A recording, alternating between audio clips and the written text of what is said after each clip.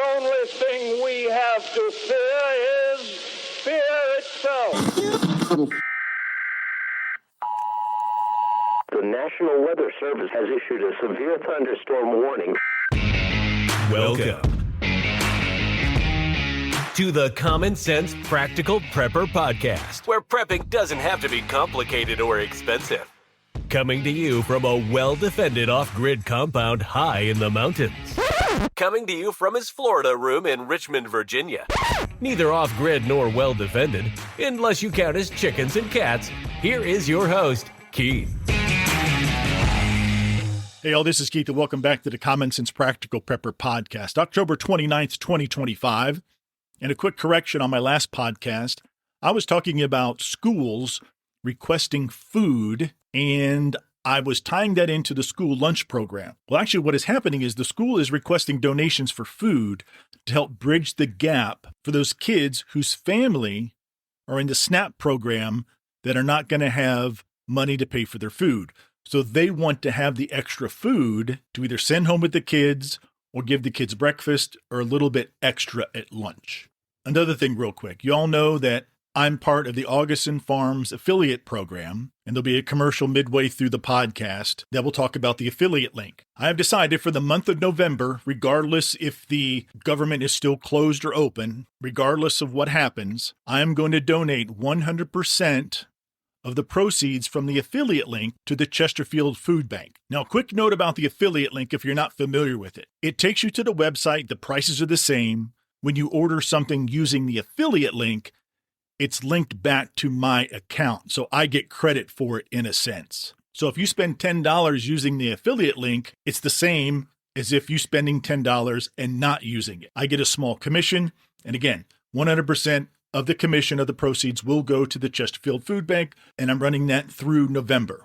If the government opens tomorrow, I'm still going to donate all of that at the end of November to the Chesterfield Food Bank. So Tim Burchett, a congressman from Tennessee, his theory is this. He said that behind closed doors, Chuck Schumer is going to pick the 5 Democrats that will go across the aisle and vote with the Republicans. Now, he'll tell them that he's going to have to admonish them in public, call them all sorts of names, whatever he happens to do, but behind the scenes, they're going over to vote with his blessing to end the shutdown.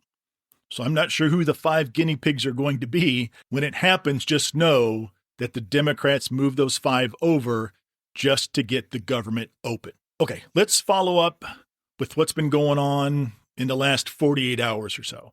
So again, come November 1, 42 million Americans lose their benefits. That USDA contingency fund, the several billion dollars that was there, apparently by law, the USDA cannot use that money to bridge the gap for the SNAP benefits. So that money is not going to be spent at the grocery stores. That's roughly $8 billion for the entire month of November that is not going into the economy in a sense. Every SNAP dollar generates between $1.50 and $1.80 towards the economy. We'll be back after a quick break. Hey, Common Sense Practical Prepper listeners. Want reliable, long-lasting food for your preps? Augustin Farms has you covered with top-quality freeze-dried and dehydrated meals, veggies, meats, and more. Shelf-stable up to 25 years, made in the USA, and actually delicious. Great prices, even better product. Use my affiliate link in the show notes. Don't forget to use the coupon code PODCASTPREP at checkout for an extra 10% off. Stock up now and prep smart. Back to the show.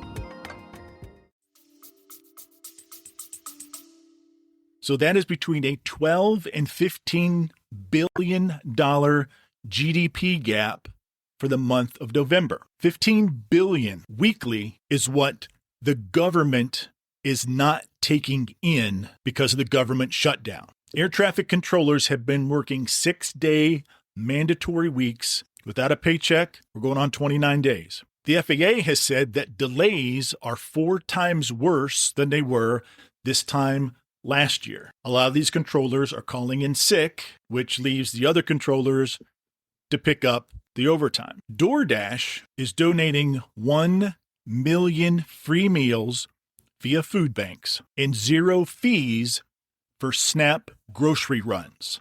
about 300,000 orders. So you can place a DoorDash order with your SNAP benefits. And what they're going to do, they're not going to charge the delivery fees for those people. Lulu's Pizzeria in Pittsburgh, the tips are going to local school lunch programs. Cucina Vitale, they're doubling their Thanksgiving drop-offs that they donate to homeless shelters and food banks. And Maine's Haley's Kitchen, if you order a coffee, they're going to purchase a cup of soup for the homeless and for the people that need it. Again, food banks, the lines are doubling. Sacramento, there was a rush on baby formula, and the stores are out, if not running very low on baby formula. So here, again, I'll touch briefly on what I see in the first week. Milk lasts 7 to 10 days. If folks cannot purchase the milk, it's going to sit there and it's going to spoil. The grocery stores will not have a need to order milk from the dairy farmers. So the dairy farmers literally are going to have to dump that milk. They still have to milk the cows. And if they're not fulfilling milk orders for these grocery stores, they're going to have to dump it. Again, corn futures have already cratered, as well as soy and wheat futures are below what they were in 2019. Corn, soy, wheat, that all feeds cattle. Factories who make peanut butter, factories who make ketchup, factories who make barbecue sauce, factories and distribution centers that carry anything that's in your grocery store, if people aren't purchasing it, they're not going to be able to make it. It's this ripple effect that just goes upstream and downstream several different ways. 25% of what Walmart brings in per month is through SNAP benefits. Relatively low prices, a good selection, and a lot of families that get SNAP benefits shop at Walmart. The state of Texas has 3.5 million people on SNAP. That is a $700 million grocery loss for that state. They get a lot of vegetables. They get a lot of fruits. Nobody's there to buy them. Produce companies have no place to sell their fruits and veggies. Nevada, 75,000 people on SNAP, about 162 million output drop in the grocery industry. Food banks are scrambling. Oregon, 800,000 plus, 1.2 to 1.4 billion with a B of lost revenue to grocery store. Josephine County, which is the county in Oregon that has the largest population of folks on SNAP, 50% surge in requests for food bank assistance. Nationally, again, 42 million, 12 to 15 billion dollars not going into the economy, not being counted towards the GDP. So these are some of the hidden multipliers, some of the things that we don't think about when somebody says, oh, no SNAP benefits come November 1. We're all like, well, that sucks. But what we don't think about is the ripple effect. What is going to happen when this money is not injected into the economy? I've said it before. If you have the ability to donate money or to donate food to a food bank, I think that would be a good way to help ease the pain that is going to happen on November 1. And again, I may be completely wrong. This thing may be solved at midnight tonight. It may be solved Friday night. But again, the politicians in D.C. are playing with people's lives. Neither side is willing to give in. And overall, it's the folks on SNAP that will suffer. And in turn, the longer it goes, your grocers, your farmers, be it corn farmers, wheat farmers, dairy farmers, chicken farmers, if someone is not buying Purdue chicken or whatever chicken you happen to purchase, those chickens are just going to sit there. Eggs can be purchased with EBT cards. If nobody's buying a dozen eggs, those eggs are just going to start piling up. The eggs are going to be destroyed. Nobody's going to buy the chicken. So when a chicken processing company sends 10,000 chickens a day to be culled and to be made into chicken breasts and chicken wings and chicken thighs, and nobody's there to buy the chicken, those chickens will probably be culled because these chicken farms have a finite amount of room. If there's 50,000 chickens in this chicken farm, they don't have room for 75,000 chickens.